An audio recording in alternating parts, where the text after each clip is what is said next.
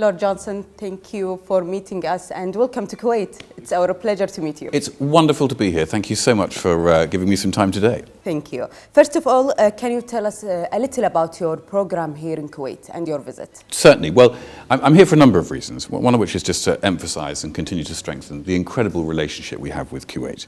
We're celebrating 125 years of our direct treaty of friendship, the Anglo-Kuwaiti Agreement from 1899. And this year we're celebrating 70 years of the KIO and the KIA operating and investing in the United Kingdom. It's an amazing relationship, and so I'm here to talk about the next phase, and also to plan for an event which is going to be incredibly important to both me personally and the government of the United Kingdom, which is the invitation we've extended to the Prime Minister and Crown Prince to visit London towards the end of the summer. Yes. Kuwait and the United Kingdom have been always good friends, partners, allies for many and many years. Just how important is this relationship from your opinion in trade and investment perspective? Well, it's enormously important, but it's also important strategically and in terms of defence and alignment of our interests. We're very aligned in terms of our global view, and so that's something to be noted, because we live in an uncertain world, and so it's very important that Britain has very strong allegiances and alliances around the world, and Kuwait's an incredibly important element of that in terms of our cooperation for defence. But on trade, if you look at the statistics and figures over the last few years, our trade between the two countries has doubled. It's up 98% since 2021, which is incredible. And I'm excited about a number of things. Firstly, the investment that the KIO is making in the United Kingdom through their various arms, such as Wren House and St Martin's, but also the opportunities in Kuwait for British businesses. So later today I'm going to be meeting with some of the companies operating on the ground here. Great global names, but British names, so HSBC, BP, Smiths Detections, and a host of others. And then of course there's financial services. I see Kuwait as being a crucial financial services hub for the Gulf. And there are a lot of opportunities for insurance, regtech, fintech, general financial services and asset management to look at Kuwait as an option for diversification from their London city base. So across the board, defence, trade, financial services and future investment, really important, and I'm here to continue to expand on those very important base links. Amazing.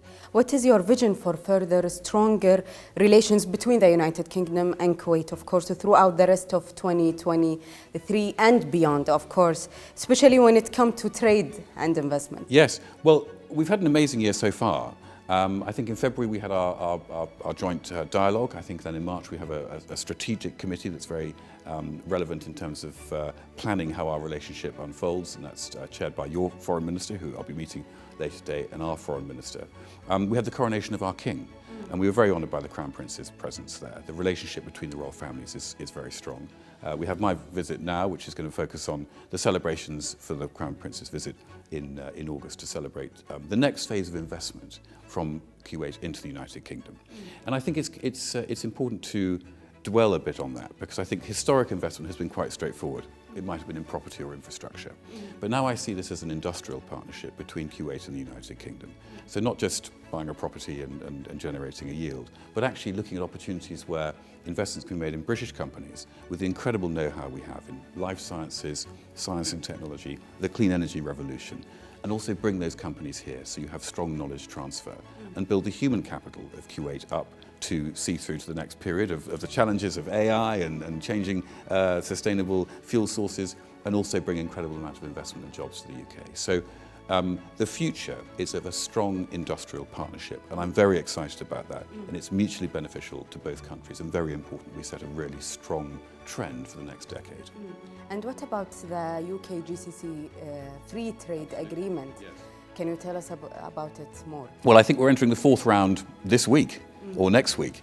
We've had some very successful rounds up until now, and it's a really broad-minded, all-encompassing trade agreement, which I think is very exciting for us. So if you go back 20, 30 years, trade deals were quite straightforward. They're normally just about imports and exports of manufactured goods, and now it's much more of a focus on services, on data, how data is handled, on protecting investment flows and so on. So these are important trade talks for us. They've been progressing very well, and I'm really encouraged by the conversations I've had actually across the Gulf. There is a general enthusiasm for a deal with the United Kingdom, and I find that really positive.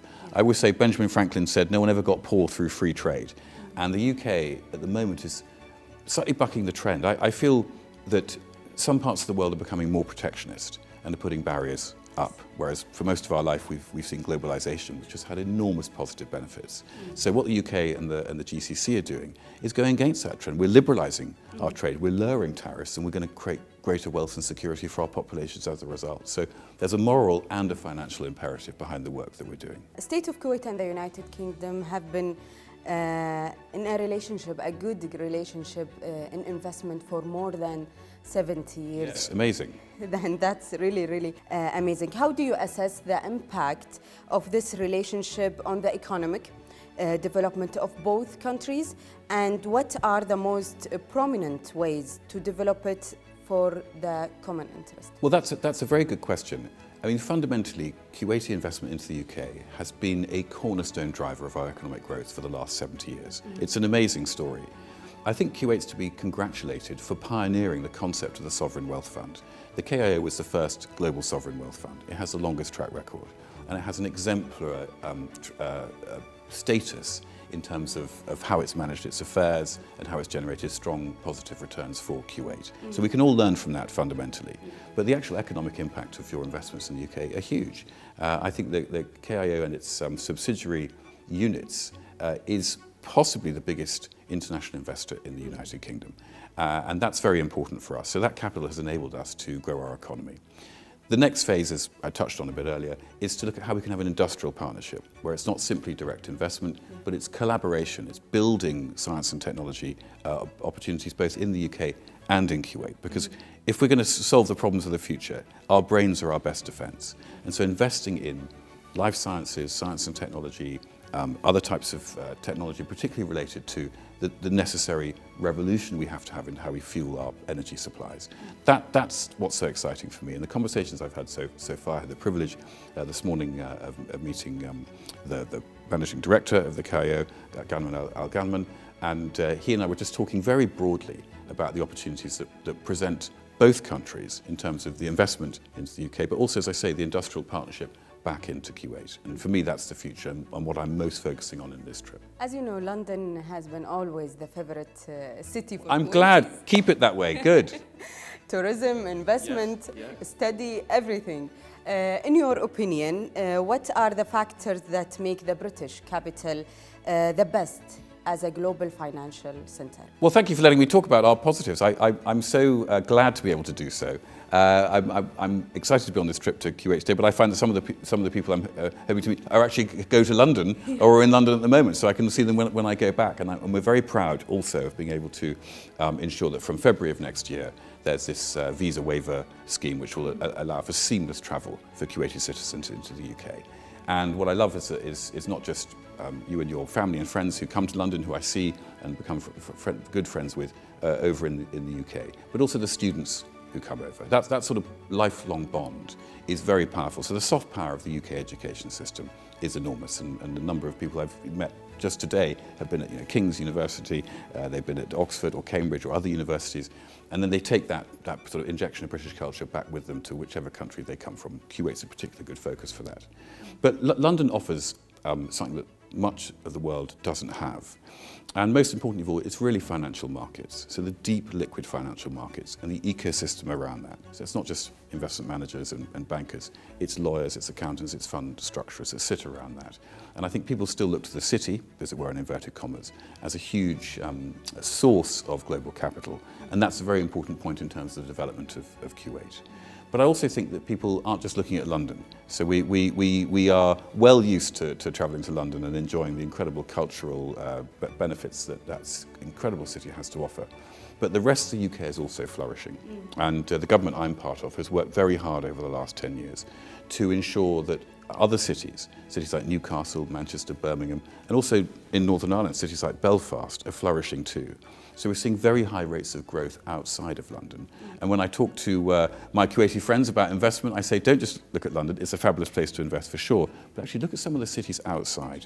You've got huge value opportunities, enormous infrastructure opportunities, and at the same time, an incredible amount of investment in our clean energy revolution. So the northeastern Teesside, around Liverpool, we're developing the biggest wind farms in the world off the shores of the United Kingdom. So come to London, have a great time, but also think about investing elsewhere in the country. To finish our interview, what's your impression of Kuwait so far? Did you enjoy it?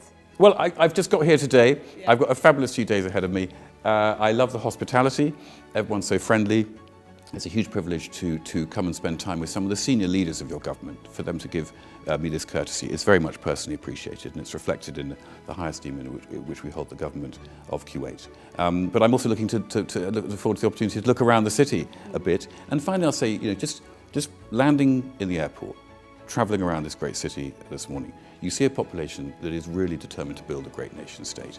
And the plans for the new airport, the plans for the railway linked with the rest of the GCC, the infrastructure, the cultural and heritage plans that you have for this city are significant. So that's enormously exciting. I love to be where people have a sense of national endeavour, and I feel that very much today in Kuwait. Thank you, Lord Johnson. My pleasure. I suggest for you to eat majboos. Majboos? Yeah, you need to eat majboos. Okay. Am I going to have some today? You must have it. You must let him eat majboos.